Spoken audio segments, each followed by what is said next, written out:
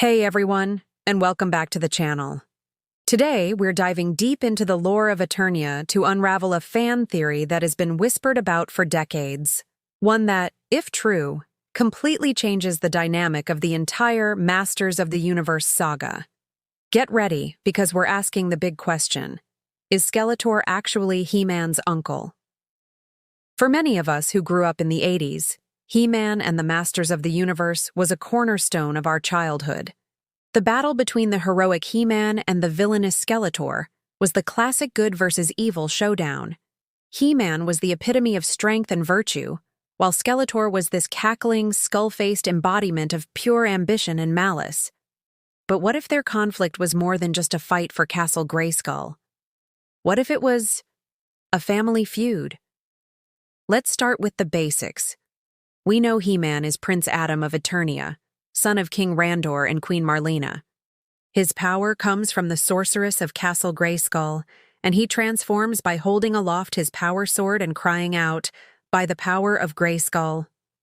Skeletor, on the other hand, is a powerful sorcerer from another dimension, hell-bent on conquering Eternia and unlocking the secrets of Grayskull for himself. On the surface, their connection seems simple: hero and villain. But the clues to a deeper relationship are scattered throughout the various versions of the franchise. The most compelling evidence for this theory comes from the 2002 animated series, a reboot that aimed to create a more cohesive and detailed storyline. In this version, we learn a lot more about Skeletor's origin. He was once a man named Keldor, a skilled warrior and sorcerer, and here as the bombshell. Keldor is explicitly stated to be King Randor's long-lost half-brother. Think about that for a second. If Keldor is Randor's brother, and Randor is Prince Adam's father, that makes Keldor Prince Adam's uncle. And since Keldor eventually becomes Skeletor, well, you see where this is going. The 2002 series shows us the fateful battle where Keldor, attempting to storm the Hall of Wisdom, is horribly scarred by his own corrosive acid, which is deflected back into his face by Captain Randor.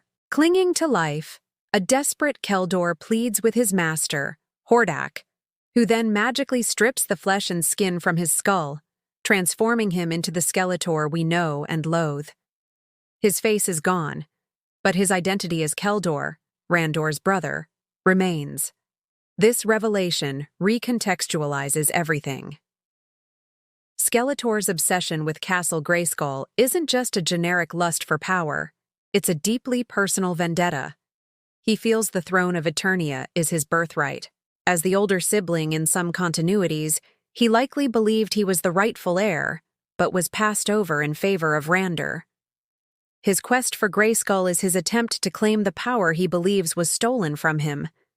Every time He-Man thwarts him, it's not just a random hero stopping a villain, it's his own nephew, the son of the brother he despises, standing in his way. The taunts, the rage, the sheer personal hatred Skeletor displays suddenly makes so much more sense. It's a family tragedy of Shakespearean proportions playing out with laser blasters and magic swords. But what about the original 1980s Filmation series, the one most of us grew up with? This is where things get a bit more interpretive. The show never explicitly states that Skeletor is Keldor or Randor's brother. In fact, it's quite vague about Skeletor's origins, simply saying he's a demon from another dimension.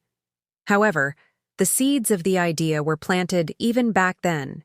In the mini-comics that came with the original toys, which actually predate the cartoon, the lore was still being developed. One of these early comics, The Search for Keldor, has King Randor mentioning his long-lost brother, Keldor. The comic ends on a cliffhanger, with the implication that finding Keldor is a major future plot point. While this story was never resolved in the original comics or the cartoon, the name was out there. Fans immediately started connecting the dots. Keldor, Skeletor, the names are pretty similar, right? It seemed like a natural conclusion. The 1987 live-action movie further muddies the waters, but also adds a fascinating layer. In the film's climax, Skeletor, having absorbed the power of Grayskull, reveals that he was once a man before being betrayed and transformed by the sorceress and his own dark master. While it doesn't mention Keldor or Randor, it reinforces the idea that Skeletor wasn't always a floating skull. He had a past, a history, and a reason for his bitterness. So, when the 2002 series made the Keldor connection canon, it wasn't pulling an idea out of thin air. It was building on decades of fan speculation and hints dropped in supplementary materials. It was a creative team looking at all the puzzle pieces and finally clicking them into place to form a complete picture. This family connection also elevates He-Man's struggle. His greatest enemy isn't just some random monster, it's his own blood. It adds a layer of tragic conflict for Prince Adam. Does he know? In most versions, it seems he doesn't. King Randor is often haunted by the memory of his lost brother, but the connection to Skeletor is a secret he keeps, perhaps out of shame or grief. Imagine the moment Adam finds out.